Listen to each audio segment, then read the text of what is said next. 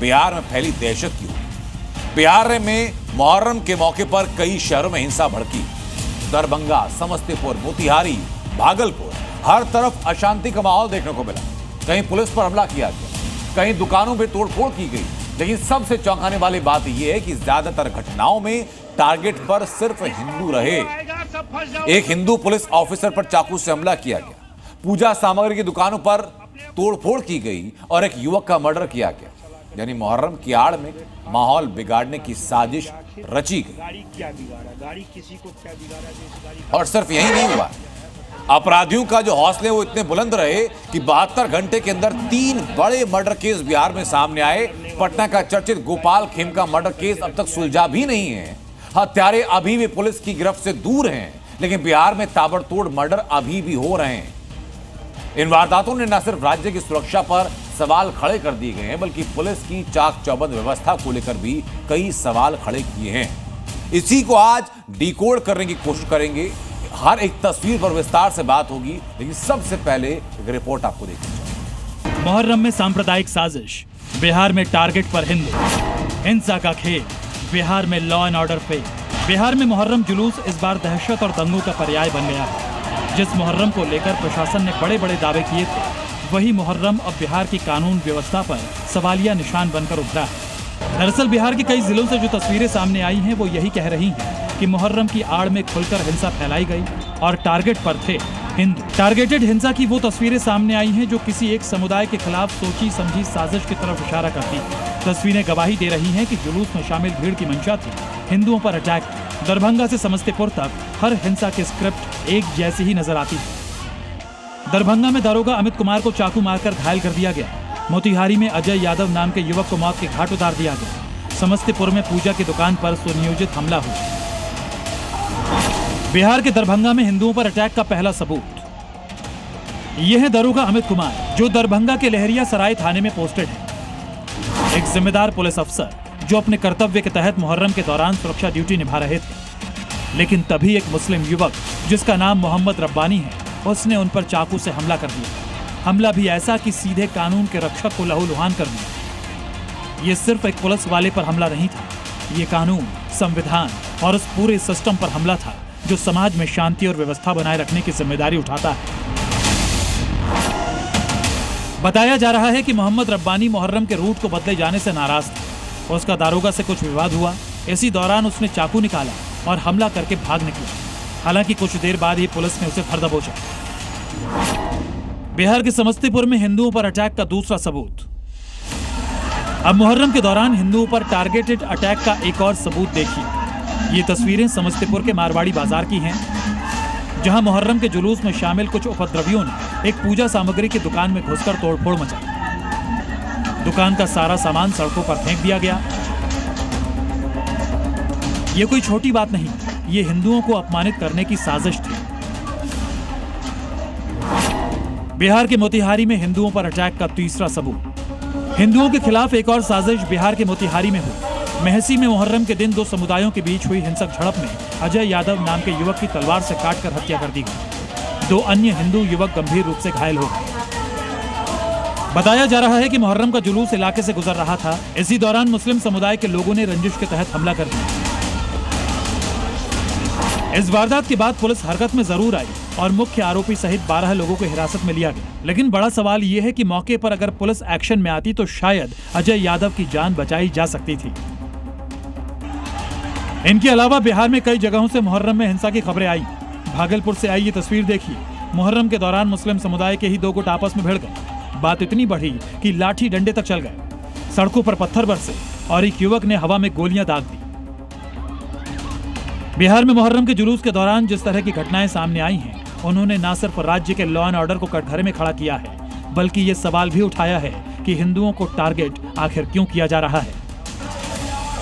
Report जी media. चुनावी मौसम जैसे जैसे नजदीक आ रहा है, बिहार में अपराधी वैसे वैसे बेलगाम होते दिखाई पड़ रहे हैं। 1 हफ्ता और 3 हत्या, वो भी सरेआम, खुलेआम। खौफ का ये मंजर, पुलिस की नाकामी, दोनों चीजें सामने रखते हैं।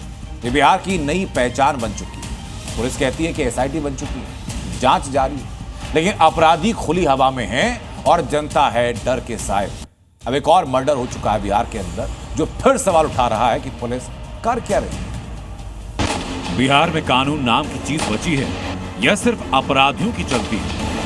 ये सवाल इसलिए क्योंकि चुनाव नजदीक है और बिहार में जुर्म की रफ्तार बेलगाम है। एक हफ्ते के अंदर एक कारोबारी, 3 भाई और अब एक स्कूल संचालक की हत्या कर दी गई। पुलिस गोपाल खेमका मर्डर की जांच कर ही रही थी कि अपराधियों ने एक और मर्डर को अंजाम दिया और इस बार एक स्कूल संचालक की हत्या करके खुलेआम एक बार फिर पुलिस को चुनौती दी गई। बिहार में एक हफ्ते की क्राइम डायरी देखी। 4 जुलाई पटना के चर्चित कारोबारी गोपाल खेमका की हत्या होती है। 4 जुलाई को ही सीवान में 3 भाइयों की बेरहमी से हत्या होती है और उसके ठीक 48 घंटों के बाद 6 जुलाई को पटना में स्कूल संचालक अजीत यादव को गोली मारकर मौत के घाट उतारा जाता है।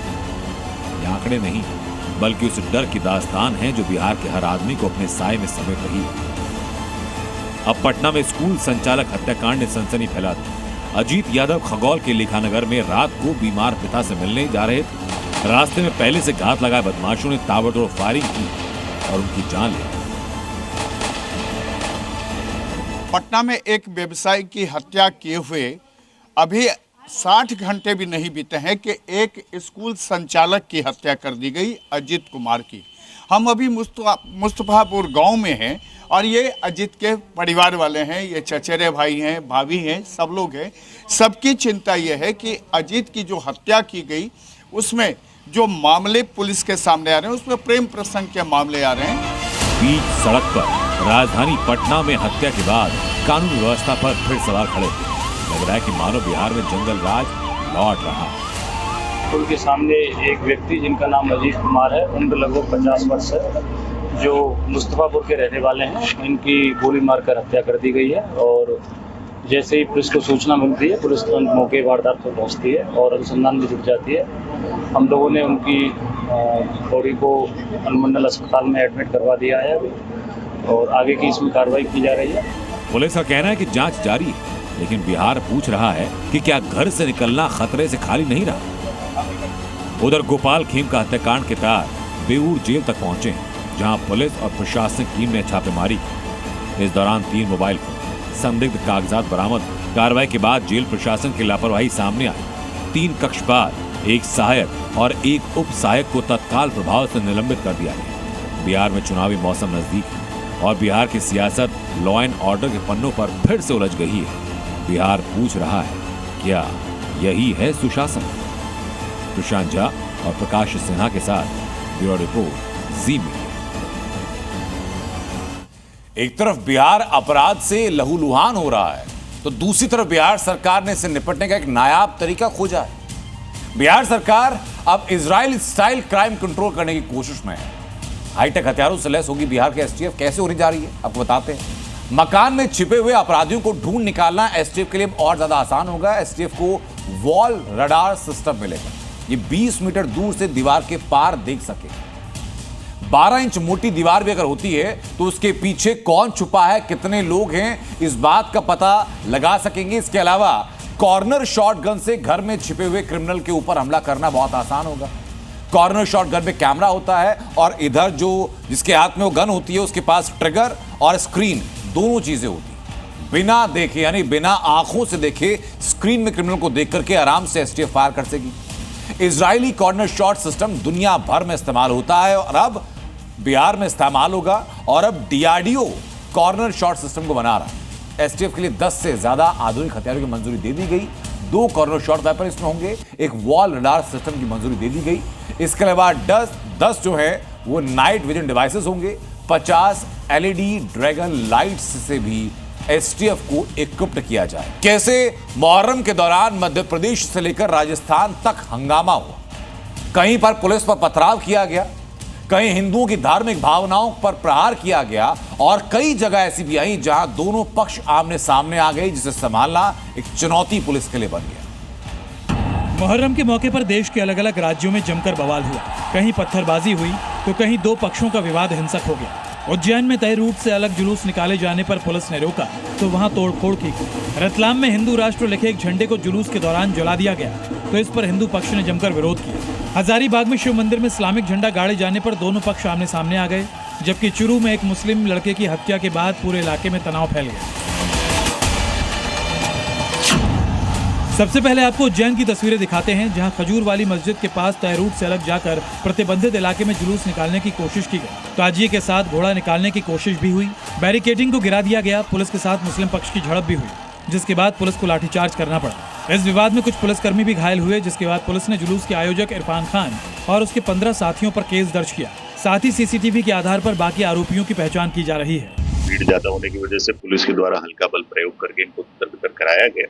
इसमें जो आयोजक है उनके खिलाफ नामजद एफआईआर की गई है और उनके 15 साथियों को भी हम सीसीटीवी फुटेज से एनालिसिस करके उनको आइडेंटिफाई करेंगे और उनके विरुद्ध भी कार्रवाई की जाएगी। एमपी के रतलाम में भी ताजिया निकालने के दौरान वहां ऊपर लगे एक झंडे को जलाने पर विवाद हो गया। जिस जगह से ताजिया निकाला जा रहा था वहां सड़क के ऊपर लगे झंडे में हिंदू राष्ट्र लिखा था, जो जुलूस में शामिल आग का करतब दिखा रहे लोगों ने जला दिया। इस घटना की खबर जब हिंदू संगठनों को हुई तो उन्होंने इसे जानबूझकर जलाने का आरोप लगाते हुए करतब दिखाने वाले लोगों की गिरफ्तारी की मांग करते हुए थाने पर धरना दिया, जिसके बाद अधिकारियों ने कार्रवाई का भरोसा देकर मामले को शांत कराया।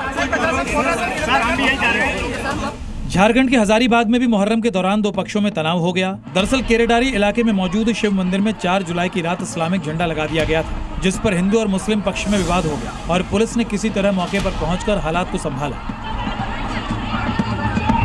लेकिन बीती रात जब वहां से मुहर्रम का जुलूस निकालने की कोशिश की गई तो पुलिस प्रशासन ने भारी फोर्स के साथ उसे रोक दिया, जिसके बाद से तनाव की स्थिति बनी हुई है। उधर राजस्थान के चुरू में मुहर्रम जुलूस देखकर लौट रहे शाहरुख नाम के एक नाबालिग लड़के की पीट कर हत्या कर दी गई, जिससे पूरे इलाके में तनाव फैल गया। आरोप है कि शाहरुख मुहर्रम का जुलूस देखकर जब लौट रहा था तब कुछ लोगों से उसकी कहासुनी हो गई, जिसके बाद हुई मारपीट में उसकी मौत हो गई। इस मामले में पुलिस ने 11 लोगों को हिरासत में लिया है। साथ ही हालात को देखते हुए पूरे इलाके में भारी संख्या में पुलिस फोर्स तैनात कर दी गई है। ब्यूरो रिपोर्ट, जी मीडिया। एक तरफ मुहर्रम की आड़ में माहौल खराब करने की साजिश पूरे देश में देखी गई, तो दूसरी तरफ मुहर्रम पर उत्तर प्रदेश में एक भी ऐसी कोई घटना सामने नहीं, क्योंकि यहाँ उत्तर प्रदेश पुलिस पूरी तैयार थी। संभल से लेकर कुशीनगर और बहराइच से लेकर अलीगढ़ तक जुलूस में उबाल लगाने की कोशिश जरूर हुई, लेकिन हर बार सटीक एक्शन लिया गया और ऐसी हर साजिश को ध्वस्त कर दिया।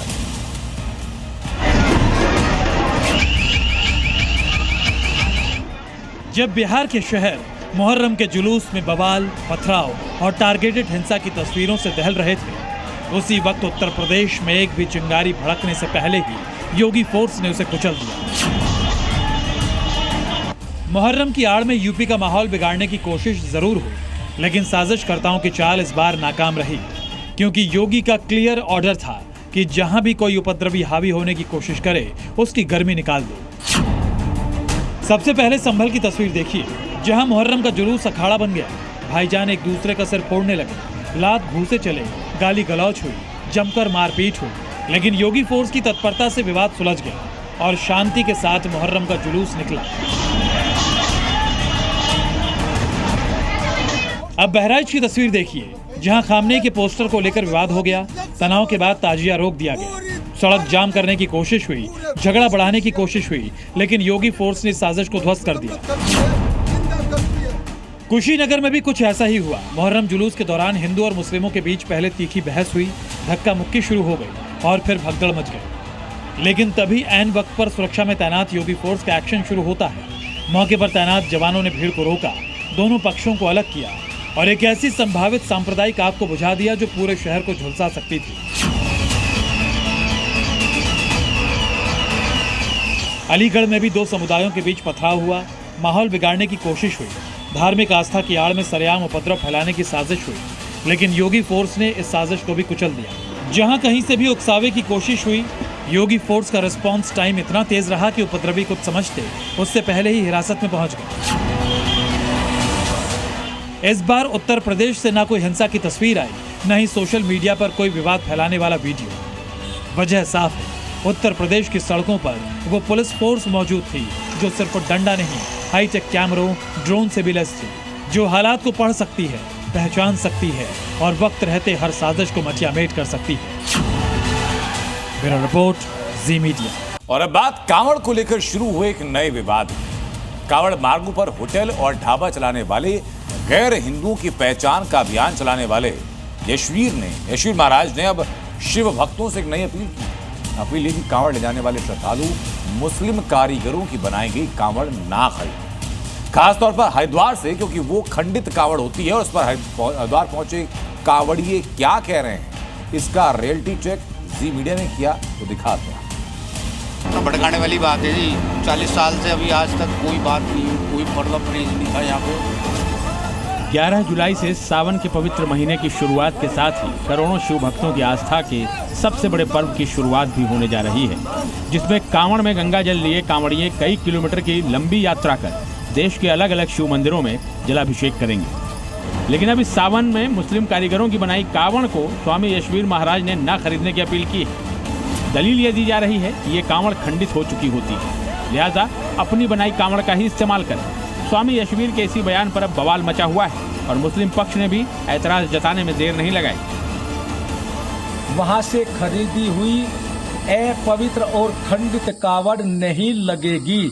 इसके साथ मैं ये भी कहना चाहता हूं उन लोगों से कि जिनके मजहब में मूर्ति पूजा करना, मूर्ति पूजा का सामान बेचना, मूर्ति पूजा का प्रसाद बेचना हराम है, तो फिर सनातन धर्म के ये मूर्ति पूजा का कावड़ का सामान बनाने का उनको किसने अधिकार दिया है, क्यों बनाते हैं? जिन्होंने पिछले साल नेम प्लेट की खुराफात शुरू की थी और इस साल भी नेम प्लेट की खुराफात शुरू की है, और जो हिंदू मुस्लिम का जो विवाद है ये इनकी ही देन है, इनकी ही मरहूने मिन्नत है। यशवीर महाराज जी को समझना चाहिए, वो एक धर्म गुरु है। स्वामी यशवीर का यह बयान खास तौर पर हरिद्वार के मुस्लिम कारीगरों के लिए था, क्योंकि हरिद्वार के बहादुराबाद, लक्सर और लाल मंदिर के पास के इलाकों में बड़ी संख्या में कई ऐसे मुस्लिम परिवार हैं जो पीढ़ियों से कांवड़ बनाने का काम करते आ रहे हैं। जी मीडिया की टीम जब उन इलाकों में पहुंची तो कई मुस्लिम परिवार कांवड़ बनाते दिखाई दिए। कितने साल से कांवड़ बना रहे हो आप? 3 साल से। 3 साल से चल रहा है काम। कब तक बाजार में पहुंचेगा कांवड़ी? 11 तारीख को। कितने सालों से आप बना रहे हो उसको? बहुत सालों से बना रहे। ये पूरा आपका गांव ही इसी काम में लगा हुआ है? हाँ, हर साल बनावे हम। आप भी कांवड़ बनाते हो यहाँ पे? जी हाँ। क्या नाम है आपका? मुस्कान। मुस्कान। कितना वक्त लगता है और ये पूरा कांवड़ बनाने में? परिवार के और भी लोग होंगे जो इस तरह काम? जी सब परिवार बनाते हैं, बहुत मेहनत है इन चीजों में। वहीं मुस्लिम पक्ष ने जी मीडिया से बात करते हुए स्वामी यशवीर के बयान पर कड़ा विरोध जताया। सिर्फ जो आपस में जो ना भड़काने वाली बात है जी, 40 साल से अभी आज तक कोई बात नहीं हुई, कोई पर्दा परहेज नहीं था यहाँ पे। ये तो अब से ही 2 साल से हो रहा है साहब। ऐसे ये बिजनेस हम लोग कम से कम 30-35 साल से कर रहे हैं, तो कभी ऐसी प्रॉब्लम नहीं आई। हमें तो देखने को मिल रहा है 3-4 साल से ही हिंदू मुसलमान, जो कि बिल्कुल गलत है। आपस में भाईचारा है, वरना विवाद करने वाले तो काफ़ी लोग हैं। करीब 2 से 3 महीने की कड़ी मेहनत के बाद ये मुस्लिम कारीगर पूरे परिवार के साथ मिलकर अलग अलग तरह की कांवड़ बनाते हैं। एक अनुमान के मुताबिक हरिद्वार में जितनी कांवड़ बनती है उसमें 80 से 90% कांवड़ मुस्लिम कारीगर ही तैयार करते हैं। लेकिन अब स्वामी यशवीर के बयान के बाद हिंदू पक्ष की क्या राय सामने आई है, उसे भी सुन लीजिए। अपने हिंदू सनातन धर्म से उनसे बंधवाओगे वो अच्छा रहता है कि मुसलमानों से काम करवाओगे वो अच्छा है? क्या ये अच्छा है? सनातन धर्म से जुड़े हुए हैं तो सनातन धर्म होगा, तो ये चीज़ है ना। मतलब सही मानते हैं आप? क्यों नहीं, हिंदू धर्म है। योग साधना आश्रम के संचालक स्वामी यशवीर वही हैं जो पिछले कुछ सालों से कांवड़ मार्गों पर पड़ने वाले होटलों और ढाबों में नेम प्लेट लगाने का अभियान चला रहे हैं, ताकि मुस्लिम दुकानदारों की पहचान हो सके और कांवड़ियों की आस्था से किसी भी तरह का खिलवाड़ न हो। और अब मुस्लिम कारीगरों की बनाई कांवड़ न खरीदने की स्वामी यशवीर की अपील के बाद इस धर्मयुद्ध का एक नया चैप्टर ओपन हो गया है, जिस पर तनाव बढ़ता दिख रहा है। हरिद्वार से जी मीडिया के लिए ब्रजेश तिवारी की रिपोर्ट। और अब बात कांवड़ रूट पर नेम प्लेट विवाद की, जिसमें अब हिंदू संगठनों ने नया पोस्टर अभियान शुरू किया। बरेली में कांवड़ रूट पर पड़ने वाली खाने पीने की दुकानों पर हिंदू दुकानदारों की पहचान कर उनकी दुकान में मैं हिंदू हूं के पोस्टर लगाए जा रहे हैं। इसकी तस्वीरें आपको दिखा दो। इससे कांवड़ियों को किसी भी साजिश से बचाने का दावा किया जा रहा है। रिपोर्ट जरा देखिए। कांवड़ रूट पर मैं हिंदू हूं के पोस्टर, खाने पीने की दुकान, मिलेगी सही पहचान। कांवड़ रूट के नेम प्लेट विवाद में अब हिंदू संगठन खुद ही सनातनियों की पहचान कर उनकी दुकानों पर पोस्टर लगा रहे हैं। यूपी के बरेली में हिंदू महासभा से जुड़े लोगों ने मैं हिंदू हूं नाम का पोस्टर अभियान शुरू किया है। ताकि कांवड़ियों को दुकानदारों के धर्म की सही जानकारी मिल सके। हिंदू महासभा के लोग इसके लिए कांवड़ रूट पर खाने पीने की दुकानों पर गए, दुकानदारों की पहचान की और जो दुकानदार हिंदू मिले उनके ठेले और दुकानों पर मैं हिंदू हूं के पोस्टर लगा दिए गए। हिंदू महासभा ने जितने भी सनातनी ठेले वाले हैं उनके यहाँ पर एक पोस्टर लगाया है जिस पर लिखा मैं हिंदू हूँ। सभा का कहना है कि वो जब यहाँ से कांवड़िए निकलेंगे तो उनको भ्रम ना रहे कि जिस तरह से आज दिन घटनाएं हो रही है, कोई जूस में थूक के पिला रहा है, कोई दूध में थूक रहा है, तो इन घटनाओं की पुनरावृत्ति ना हो और जो कांवड़िए निकले वो सनातनी दुकान पे ही खाए। हिंदू महासभा के मुताबिक ये पोस्टर दुकानदारों की मर्जी से लगाए जा रहे हैं और पोस्टर लगाने के पीछे की वजह यह है कि कोई भी धर्म की आड़ में कांवड़ियों की आस्था से खिलवाड़ न कर सके। कई घटनाएं ऐसी हो चुकी जिसमें जूस में लोग थूक के पिला रहे हैं, दूध में लोग थूक के अनजाने में हिंदुओं को पिला रहे हैं और हिंदुओं का धर्म भ्रष्ट कर रहे हैं, उनकी धार्मिक संस्कृति को नष्ट करने का प्रयास कर रहे हैं। उसको देखते हुए हमने आज ये एक मुहिम चलाई है जो हम निरंतर चलाएंगे और हर जगह चलाएंगे। एक पहचान के तौर पर मैं हिंदू का स्टिकर हम दुकानों पे लगा रहे हैं। जिस रूट पर मैं हिंदू हूं के पोस्टर लगाए गए वहां बदायूं के कचला से गंगा जल लाकर कांवड़िए बरेली के शिव मंदिर में चढ़ाते हैं और ये सिलसिला सावन के पूरे पवित्र महीने में चलता है। लिहाजा हिंदू महासभा का मानना है कि इस पोस्टर के जरिए न सिर्फ सनातन पर प्रहार की साजिश नाकाम होगी बल्कि कांवड़िए भी मैं हिंदू हूं का पोस्टर देखकर पूरे भरोसे के साथ खाने पीने का सामान खरीद सकेंगे। जी मीडिया के लिए बरेली से अजय कश्यप की रिपोर्ट। पटना का महावीर मंदिर सिर्फ बिहार नहीं बल्कि उत्तर भारत के हनुमान भक्तों में आस्था का बड़ा केंद्र है। इसके बावजूद मंदिर के आसपास नॉनवेज के ठेले रहते हैं, दुकानें रहती थी। इन्हीं को हटाने की मांग बहुत लंबे वक्त से की जा रही थी। उस तरह सोचिए, तुष्टीकरण की सियासत की वजह से अब तक इन दुकानों को हटाया नहीं गया, लेकिन जब हनुमान भक्तों और हिंदू संगठनों का दबाव बढ़ा तो अचानक मंदिर के आसपास दुकानें गायब होने लगी। पटना का हनुमान धाम, आसपास नॉनवेज का क्या काम? यहाँ जो भी नॉनवेज बेचने वाले थे उन्होंने अपना जो ठेला था, जो उनका काउंटर था, वो हटा लिया है। नॉनवेज मुक्ति अभियान, अब नहीं दिखेंगे ठेले और दुकान। पटना का हनुमान मंदिर जो राम और हनुमान भक्तों की आस्था का बिहार में बड़ा केंद्र है, जहां हर रोज हजारों की संख्या में भक्त दर्शन के लिए आते हैं। महावीर मंदिर में आमतौर पर प्रतिदिन 25,000 भक्त पूजा के लिए आते हैं, जबकि वीकेंड और शनिवार मंगलवार को ये संख्या 40,000 तक पहुंच जाती है। ये मंदिर पटना और आसपास के इलाकों के साथ ही बाहर से आने वाले लोगों के लिए भी आस्था का बड़ा केंद्र है। इसलिए लंबे समय से कई हिंदू संगठन मंदिर के आसपास से नॉनवेज के ठेले और दुकान हटाने की मांग कर रहे थे, जिसके बाद नगर निगम ने 2 दिन पहले दुकानदारों को नॉनवेज हटाने का आदेश दिया। जितने भी मांसाहारी दुकान है उसको हटाने का निर्णय पटना म्युनिसिपल कॉरपोरेशन ने लिया है। हम आपको दिखाना चाहते हैं कि मंदिर के ठीक अपोजिट में जो यहाँ पर वेंडर्स ठेले लगाते हैं, जो यहाँ स्टॉल लगाते हैं, उस पर पहले यहाँ पर मांसाहारी स्टॉल्स भी थे, लेकिन जैसे ही पटना म्युनिसिपल कॉरपोरेशन ने ये आदेश निकाला उसके बाद से यहाँ जो भी नॉनवेज बेचने वाले थे उन्होंने अपना जो ठेला था, जो उनका काउंटर था, वो हटा लिया है। इस मंदिर का महात्म्य बढ़ने से भक्तों की संख्या बढ़ी है। साथ ही ये दावा भी किया जाता है कि पटना का महावीर मंदिर तिरुपति बालाजी के बाद आमदनी के मामले में दूसरे स्थान पर आ गया है। महावीर मंदिर की प्रतिदिन की आमदनी 10 लाख रुपए से ज्यादा है। इस आमदनी में मंदिर के भेंट पात्रों से निकली चढ़ावा की राशि, कर्मकांड शुल्क, नैवेद्यम से बचत राशि, अपने इच्छा से दिए गए चंदा से प्राप्त राशि, विक्रय केंद्रों की बचत राशि और बैंक ब्याज है। जब मंदिर बना था तब परिसर के अलावा कोई जमीन नहीं थी। अब महावीर न्यास के पास 125 एकड़ से ज्यादा की जमीन है। महावीर मंदिर में आम दिनों में लगभग 25,000 भक्त आते हैं, जबकि रविवार और शनिवार को यहाँ पर 40,000 के आसपास भक्त आते हैं। और ऐसे में पटना नगर निगम ने इस बात को लेकर के यह फैसला दिया है। मंदिर के इलाके से सिर्फ नॉनवेज की दुकानों को नहीं हटाया गया है, बल्कि बाकी दुकानों को भी व्यवस्थित करने के लिए कहा गया है, ताकि मंदिर के आसपास पूरे इलाके को साफ सुथरा और मंदिर आने वाले लोगों के लिए सुविधाजनक बनाया जा सके। महावीर मंदिर न्यास अब पटना के अलावा कई शहरों में भी मंदिर बनवा रहा है, ताकि भक्तों को बजरंग बली की कृपा पाने के लिए ना तो लंबी दूरी तय करनी पड़े, ना ही इंतजार करना पड़े। पटना से प्रशांत झा की रिपोर्ट, जी मीडिया। काशी में पहली बार ऐसा कार्यक्रम होने वाला है जिसके तार 13वीं शताब्दी के संत से जुड़े हैं। वो संत जिन्होंने गयासुद्दीन तुगलक का तख्त हिला दिया था, जिस संत के दबाव में तुगलक को हिंदुओं से धार्मिक पाबंदियां हटानी पड़ी। अब उनके शिष्यों के सानिध्य में 151 मुस्लिम रामपंथी बनने वाले। इस्लाम छोड़कर अब वो सनातन अपनाने वाले हैं। घर वापसी करके राम नाम का जप करने वाले हैं। केवल मुसलमान नहीं, जो ईसाई बन गए थे, मैंने राम मंत्र देकर उनको वापस ले आया है। रामपंथी बनेंगे मुसलमान, सनातन बनेगी पहचान। काशी में गुरु मंत्र, मुस्लिम करेंगे राम नाम जप। सिर्फ भारत नहीं बल्कि दुनिया में लोगों का धर्मांतरण किया गया। कभी डरा धमका के और मजबूरी का फायदा उठाकर मुसलमान बनाया गया, तो कभी मिशनरियों ने हिंदुओं को लालच देकर ईसाई बनाया। लेकिन जैसे जैसे लोगों को एहसास हो रहा है, लोग अपनी जड़ों की ओर लौट रहे हैं, जिसकी एक बड़ी झलक इस गुरु पूर्णिमा पर काशी में देखने को मिलेगी, जहां मुस्लिम महिलाएं और पुरुष राम पंथ की दीक्षा लेंगे, राम नाम का जप करेंगे, सनातन में वापसी करेंगे। 151 मुस्लिम रामपंथी बनेंगे। काशी में गुरु पूर्णिमा के दिन दीक्षा और गुरु मंत्र लेंगे।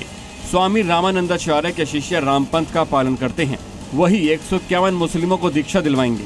स्वामी रामानंदाचार्य 13वीं शताब्दी में एक संत थे। उस वक्त ग्यासुद्दीन तुगलक ने हिंदू जनता और साधु संतों पर हर तरह की पाबंदी लगा रखी थी। हिंदुओं पर बेवजह के नियम और बंधन थोपे जाते थे। तब रामानंदाचार्य ने अपने योग बल से बादशाह को मजबूर कर दिया। उसके बाद हिंदुओं पर अत्याचार बंद हुए और उनको हिंदू रीति रिवाजों से रहने और अपने धार्मिक पर्व और कार्यक्रम की छूट मिली। क्या ये भगवान राम में अपनी आस्था भी व्यक्त करेंगे, पूजा पद्धति भी अपना सकते हैं? नहीं, जो मंत्र रहेंगे तो अपनाने का कोई विषय नहीं है भाई। जब राम मंत्र ले रहे हैं तो राम जप करेंगे, राम मंत्र का आस्था रखेंगे, इसमें कहने की कोई बात ही नहीं। अगर उनको नहीं करना होता तो राम मंत्र क्यों लेते? जब राम मंत्र लेने आ रहे हैं तो आस्था है, परमात्मा के प्रति विश्वास है उनको। दरअसल दबाव, मजबूरी और लालच में आकर धर्म तो बदल लिया गया था, लेकिन अब जागरूकता बढ़ी है तो मुसलमानों को सनातन में उम्मीद दिख रही है। क्योंकि सनातन ही एक ऐसा धर्म है जिससे सारे धर्म निकले हुए हैं, और अगर उसी में लोग समाहित होते हैं तो कोई बड़ी बात नहीं है। हमारे यहाँ भय नहीं दिखाया जाता है, वहाँ पर भय दिखाया जाता है और लालच दिखाया जाता है। आप हिंदुओं को मार दो जन्नत मिलेगा, काफरों को मार दो जन्नत मिलेगा, ये लालच है। भय, अल्लाह की बात नहीं मानोगे तो तुम्हारा ये हो जाएगा, वो हो जाएगा। मुसलमानों को राम पंथ की दीक्षा दिलाने वाले महंत बताते हैं कि ऐसा आयोजन काशी में पहली बार हो रहा है, लेकिन इससे पहले बड़ी संख्या में मुस्लिमों के अलावा बाकी धर्मों के लोग भी रामपंथी बन चुके हैं और अब राम को ही अपना पूर्वज मानते हैं। केवल मुसलमान नहीं, जो ईसाई बन गए थे, बहुत सारी ईसाई मसीहों, हमारे आदिवासी भाइयों को जो हमसे बिलग हो गए, दूर हो गए, ईसाई बना दिया। मैंने बहुत, आज की डेट में हजारों की संख्या में मैंने राम मंत्र देकर उनको वापस ले आया है। पातालपुरी के महंत ने बताया कि सनातन परंपरा को पूरी दुनिया में पहुंचाने के लिए ये आयोजन एक मिसाल बनेगा। सांस्कृतिक पुनर्जागरण के जरिए और लोगों को दीक्षित किया जाएगा। वाराणसी से जयपाल के साथ ब्यूरो रिपोर्ट, जी मीडिया। और अब बात छांगुर बाबा के रहस्य लोक की। कैसे यूपी के गांव में मौजूद जर्जर हवेली से मजहबी साजिश की पूरी इंडस्ट्री चलाई जा रही थी। जमालुद्दीन ने कैसे 100 करोड़ रुपए का पूरा जाल बिछाया था, ये मैं दिखाऊंगा, बताऊंगा आपको, तो आप चौंक गए। क्योंकि कहा यह तक जा रहा है कि जब से छांगुर बाबा मुंबई से लौटा, उसके पास अचानक पैसा और पावर बढ़ने लगी और यहीं से मजहबी तालीम और इस्लामिक धर्मांतरण की खौफनाक स्क्रिप्ट लिखी गई। कैसे गुरु चेला की जोड़ी ने धीरे धीरे नेटवर्क पूरे देश में और फिर विदेश तक फैलाया, स्पेशल रिपोर्ट में जरा। करोड़पति बना जलाल, साइकिल से बेचता था अंगूठी, धर्मांतरण से बनवाई कोठी। लड़कियों को टोना टोटका और झाड़ फूक में फंसाकर मुस्लिम बनाने वाला जलालुद्दीन को लेकर 100 करोड़ से ज्यादा के लेन देन का खुलासा हुआ है। एटीएस ने खुलासा किया है कि जलालुद्दीन ने फर्जी कागजात के जरिए 40 से अधिक संस्थाएं बना रखी थी। विदेश से आने वाले पैसों को वो इन्हीं खातों में डालता था। इन खातों के जरिए ही 100 करोड़ से अधिक के लेन देन का पता चला है। इसके अलावा जलाल ने धर्मांतरण के जरिए करोड़ों कमाकर कोठी और आलीशान गाड़ियां खरीदी थी। जलालुद्दीन उर्फ छांगुर बाबा को धर्मांतरण के लिए विदेशों से भी फंड किए जाते थे। विदेशी फंडिंग में पाकिस्तान से बड़ी रकम शामिल है। छांगुर बाबा की गिरफ्तारी के बाद देश के अंदर धर्मांतरण के बड़े नेटवर्क का खुलासा हो रहा है, जो कि बेहद हैरान कर देने वाला है। इतनी बड़ी चल अचल संपत्ति को लेकर अब एटीएस अपनी रिपोर्ट ईडी को भेजने वाली है, जिसके बाद ईडी मनी लॉन्ड्रिंग के तहत इस लेन देन की जांच कर सकती है, क्योंकि जलालुद्दीन से ही जुड़ी एक महिला को लेकर भी खुलासा हुआ है, जिसका नाम नसरीन बताया जा रहा है। नसरीन के 8 बैंक खातों का पता चला है। बैंक ऑफ बड़ौदा के एक खाते में 5 करोड़ रुपए के संदिग्ध लेन देन हुए। जलालुद्दीन के 6 बैंक खाते सामने आए हैं।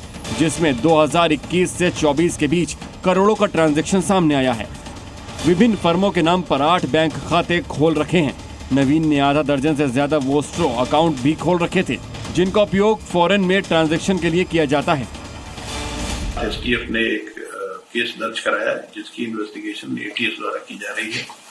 एटीएस ने आज इसके मुख्य अभियुक्त छांगुर बाबा को गिरफ्तार कर लिया है और साथ में 3 अन्य अभियुक्त भी गिरफ्तार हुए हैं।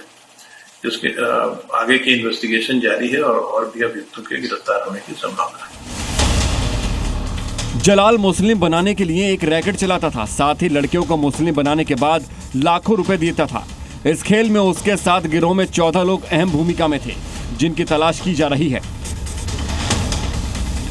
फिलहाल पुलिस जलाल के गिरोह के बाकी सदस्यों की तलाश कर रही है, जो यूपी के आजमगढ़, औरैया, सिद्धार्थनगर के लोग हैं, जो जलाल के साथ इस खेल में शामिल हैं। अब तक के इनपुट के आधार पर तेजी से कार्रवाई की जा रही है। ब्यूरो रिपोर्ट, जी मीडिया। मॉनसून आते ही आसमान से आफत बरसती है और इस बार फिर वही हो रहा है और सबसे बुरा प्रभाव पड़ रहा है पहाड़ी राज्यों में, जिसका असर अब मैदानों में दिख रहा है, क्योंकि बारिश मैदानों में हो रही है। पहाड़ों से बारिश के आ रहे पानी की वजह से नदियों का जलस्तर बढ़ रहा है और खतरनाक स्तर तक पहुंच रहा है और इससे हालात और ज्यादा खराब होते जा रहे हैं। मौसम का प्रचंड प्रहार, जिंदगी लाचार, पहाड़ से मैदान तक बेहिसाब बरसात, आधे हिंदुस्तान पर वाटर स्ट्राइक, पहाड़ हो या मैदान, हिमाचल हो या राजस्थान, सभी जगह आजकल सड़कें दरिया बनी हुई हैं। तबाही चारों आपको सिर्फ तबाही ही तबाही नजर आएगी। हिमाचल उत्तराखंड से शुरू हुई मौसम की बेईमानी का असर देर रात दिल्ली पर भी दिखाई दिया। सुबह सुबह जब लोगों की आंखें खुली तो दिल्ली वासी मूसलाधार मुसीबत से घिरे हुए थे। राजधानी में बेहिसाब बरसात हो रही थी। ऐसा लग रहा था जैसे पूरी दिल्ली में झमाझम बरसात से चारों तरफ जलभराव हो गया है, जिसके कई जगहों पर जाम की स्थिति भी दिखाई दी। गुजरात भी भारी बारिश की चपेट में है। सूरत में पिछले 2 दिन से लगातार बारिश हो रही है। ये गुजरात में सूरत ए हाल है, यानी सूरत आसमान से हो रही महाआफत की बारिश से बेहाल है। आसमान से गिर रही बूंदें अब सूरत की शक्ल बिगाड़ रही हैं, सैलाब ला रही हैं। गुजरात में बारिश की वजह से सूरत, नवसारी और छोटा उदयपुर में हालात बाढ़ जैसे हो गए हैं। सूरत काजवे के ओवरफ्लो होने की वजह से 52 सड़कें बंद हो गई हैं। भारी बारिश की वजह से मिंढोना नदी का जलस्तर बढ़ गया है। मिंढोना पुल भी पानी में डूब गया है। सूरत के रिहायशी इलाकों में भी पानी ने घुसपैठ की है, जिसने लोगों की परेशानी और बढ़ा दी है। रिहायशी इलाकों में पानी भरने की वजह से लोग अपने घरों को छोड़ने के लिए मजबूर हो रहे हैं। मौसम विभाग ने अगले 5 दिनों तक गुजरात के कई इलाकों में गरज के साथ भारी बारिश की संभावना जताई है। वहीं सौराष्ट्र और कच्छ में अगले 48 घंटों के लिए रेड अलर्ट जारी किया गया है। अहमदाबाद और गांधीनगर में भी गरज के साथ हल्की से मध्यम बारिश होने का अनुमान है। एमपी के अनूपपुर की तस्वीर देखिए, जहां सेझा नाले के तेज बहाव में एक परिवार बह गया। नाले में कार समेत पूरा परिवार बह गया। दरअसल कार में 4 लोग सवार थे, जिनमें से 3 लोगों का तो रेस्क्यू जारी है, लेकिन एक महिला की मौत हो चुकी है। नाले से महिला का शव बरामद हुआ। एसडीआरएफ और सीसीएल की टीम रेस्क्यू में जुटी हुई है। पति पत्नी और 2 मासूम बच्चों का हंसता खुशहाल परिवार को इस बहाव ने बर्बाद कर दिया। मध्य प्रदेश के उमरिया में बीते 3 दिनों से मूसलाधार बारिश हो रही है। नदी नाले और तटवर्ती इलाकों में बाढ़ की स्थिति बनी हुई है। वहीं कई घरों में पानी घुस चुका है। दर्जनों पुल और पुलियाओं में पानी ऊपर से बहने के कारण कई गांवों का संपर्क कट गया है। पानी कम करने के लिए जोहिला डैम के सभी 6 गेट खोले गए। एमपी के मंदसौर में गांधी सागर की ये तस्वीर देखिए। बैकवाटर में 2 युवक डूब गए। तलाश के लिए रेस्क्यू ऑपरेशन चलाया गया, जिसके बाद दोनों टूरिस्ट के शव बरामद हुए। एमपी के ही मंडला में लगातार बारिश का दौर जारी है। कहीं शहर के बीच जलभराव, कहीं नर्मदा नदी के तट पर उफान। सतना में राजा बाबा फॉल में उफनते झरनों के बीच लोग अपनी जान जोखिम में डालकर पिकनिक मना रहे हैं। भारी बारिश के बाद झरने पूरे उफान पर हैं, फिर भी लोग बिना सुरक्षा इंतजामों के नहाने और सेल्फी लेने में मस्त हैं। खतरनाक तेज धाराओं के बीच गोते लगाने की लापरवाही कैमरे में कैद हुई है। स्थानीय प्रशासन ने चेतावनी जारी की है, लेकिन लोग बेपरवाह होकर खतरे को नजरअंदाज कर रहे हैं।